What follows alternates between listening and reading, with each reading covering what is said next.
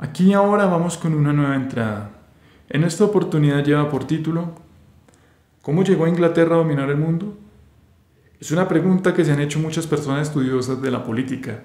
Suelen recurrir a la historia para encontrar una explicación al hecho. Y dicho sea de paso, es una de las líneas como se habrá podido dar cuenta de este podcast.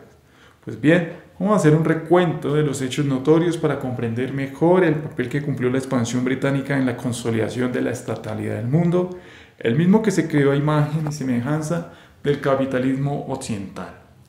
En el año 1453, la ciudad de Constantinopla, capital del Imperio Bizantino, cayó en manos otomanas. No solo se vio derruido el Imperio Bizantino, sino con ello las esperanzas europeas por tener control del terreno que los conectaba con la ruta de la seda hacia el oriente. Quizá el mejor ejemplo para la fecha fue Jacques Coeur, nacido en el año 1395 en la ciudad de Bourges. Se consolidó como banquero y comerciante en la corte de Carlos VII de Francia. Estableció una red desde los países nórdicos hasta Levante. Rivalizaba con los monopolios de los venecianos y genoveses al establecer rutas terrestres alternativas al Mediterráneo. Sin duda fue un hecho traumático que hizo saltar como un nido de ratas a las potencias europeas. De esa conmoción solo quedó plantearse la talasocracia, poder del mar, como única oportunidad para rivalizar contra el exitoso imperio otomano que se estableció en la península de Anatolia.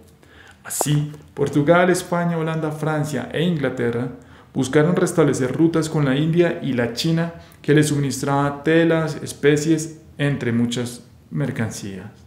La idea de consolidar el poder desde el mar no les resultaba del todo exótica. Después de todo, gran parte de la historia medieval había sido atravesada por los normandos desde la invasión naval de Inglaterra por parte de Guillermo el Conquistador en el año 1066 hasta el de la isla de Sicilia, también por las armas de los vikingos entre el 1024 y el año 1046. Incluso el explorador nórdico Leif Erikson estableció en Lance Outs Meadows, Terranova, hoy Canadá, los primeros asentamientos no permanentes en América en el año 1000. También hay que decir que este pueblo tuvo asentamientos en la región de Normandía, al norte de Francia, y con los vascos en la frontera con España. Visto de ese modo las cosas, ante la adversidad manifiesta por la gran caída de la ciudad de Constantinopla, tuvieron que retomar los proyectos archivados de la navegación a largas distancias. Parece que la idea del descubrimiento de América no fue sino explotar recursos conocidos con siglos de anterioridad. Pero ahora era una doble necesidad, no solo la caída de la urbe precitada, sino también el cambio climático. La mini era de hielo los acosaba con el hambre, pues ya no se disfrutaba de un tiempo atmosférico agradable como el óptimo cálido medieval que los había acompañado en la deforestación de Europa. Parece que los viajes a América comenzaron desde antes de Colón, en especial a las regiones de Terranova y el Golfo de San Lorenzo, de manos de portugueses de João Vaz Corte Real y de los ya mencionados vascos. Pescaban bacalao, el cual conservaban con grandes cantidades de sal y lo comercializaban en Europa. Además, cazaban ballenas para extraer la grasa que servía para iluminar. Para ello montaron estaciones y hornos con ayuda de los nativos. Quizá la prensa o la narrativa oficial del momento los mantuvo en el anonimato a los normandos, vascos, portugueses, bretones, porque la pesca era por gente común y no era de empresas reales de la corona. Curiosamente, muchos de los lugares tienen denominación o toponimia del algonquino vasco, mezcla idiomática, por ejemplo en Red Bay, declarado Patrimonio de la Humanidad. Los navegantes genoveses y venecianos, movidos más por afán de lucro crematístico, inocularon con el virus mental de la talasocracia a las cortes de Europa Occidental para emprender viajes con deseo de explotar y conquistar. De ese modo, Cristóbal Colón, Juan Caboto, entre otros, lograron persuadir a las coronas para que financiaran los viajes con la promesa de proclamar dominio de los territorios descubiertos, entre comillas, circunscribirlos en su poder en condición de vasallaje y esclavitud. Como hemos visto, se suelen relatar los viajes a nombre del monarca que patrocinó la empresa. Conviene subrayar que Juan Caboto, a nombre del rey Enrique VII, llegó, no nos debe sorprender, a la isla de Terranova, La trayectoria más corta desde las Islas Británicas hasta Terranova, tierra de bacalao, es una línea geodésica formada por la isla de New Grisby e Irlanda.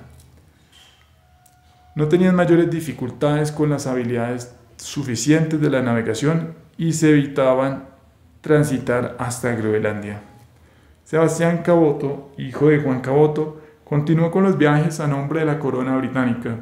No solo eso, sino sirvió de mentor en 1549 para los aprendices que se enlistaban para ser los pilotos isabelinos encargados de derrotar a la Armada Invencible española en el año 1588.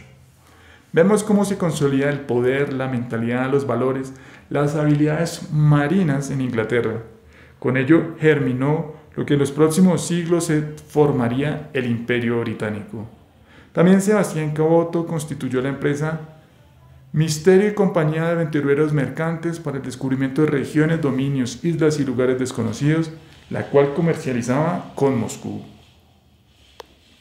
Es preciso recordar que durante ese mismo periodo los españoles estaban empeñados o ya habían logrado la conquista del Imperio Azteca en México y del Inca en el Perú, mientras que el zar Iván el Terrible consolidaba los dominios sobre Siberia en el norte de Asia. De ese modo, la estatalidad o formación política bajo un Estado tuvo un gran avance sobre las sociedades humanas. La mitad de los territorios del mundo aún no habían sido sometidos bajo esa forma antes del año 1500. De modo que el menor costo económico del transporte fluvial y la ventaja estratégica militar que aportaba circunvalar el mundo por el mar fue fundamental en esa aceleración que tuvo la expansión de la estatalidad, como le llamo yo, el hongo político. Una vez garantizado un control relativo sobre los mares, Inglaterra empezó a colonizar América con mayor velocidad. Muestra de ello es que el primer asentamiento estable en Jamestown, en Virginia, 1067. De la misma manera se entendió en Asia, normalmente lugares conocidos con anterioridad por los portugueses. La presencia británica ya se hacía sentir por todas las costas importantes del mundo. Sin embargo, es con la victoria de la Guerra de los 7 años 1756-1763, la cual Churchill conocía como la Primera Guerra Mundial, sobre Francia, el Imperio Austriaco, donde realmente va a levantar su hegemonía. Las batallas tuvieron lugar en simultáneo en América, en la India y en el mismo continente. Los británicos obtuvieron ventaja, como ya se indicó, del menor costo de transporte. Les permitía acaudalar, según la ley de Borsoi, ser más eficientes y una ventaja estratégica en el campo militar. Sin duda es la palanca que se aferraron los británicos para salir airosos del panorama geopolítico. También hay que decir que aprendieron a no pelear directamente en el continente, y en cambio utilizaron los proxy. En aquella época patrocinaron a Federico II de Prusia para mantener a raya a los Habsburgo y al Imperio ruso, tal cual como hoy patrocinan a Ucrania en la guerra del Donbass.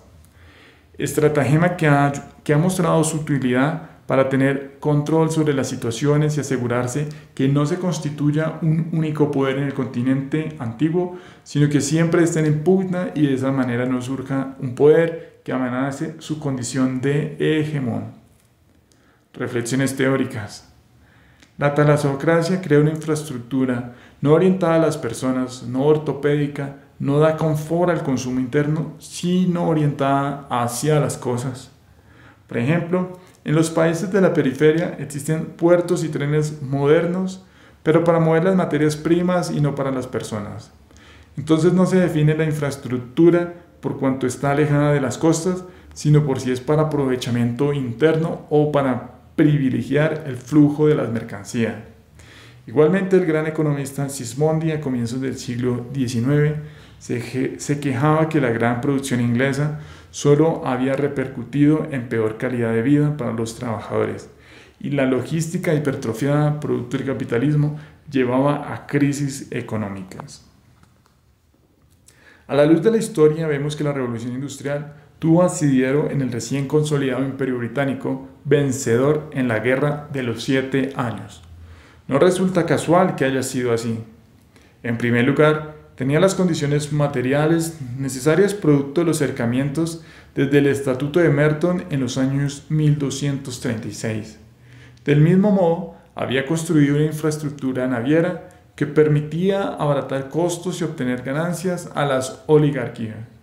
En tercer lugar, como lo ha señalado el economista Andreas Moll, los combustibles fósiles facilitaron la centralización de la producción y con ello el control predominante de los propietarios de los medios de producción sobre el trabajador. La exposición fue narrada y escrita por Julián Pedraza. En la siguiente entrada seguiremos revisando los pasos de las sociedades humanas.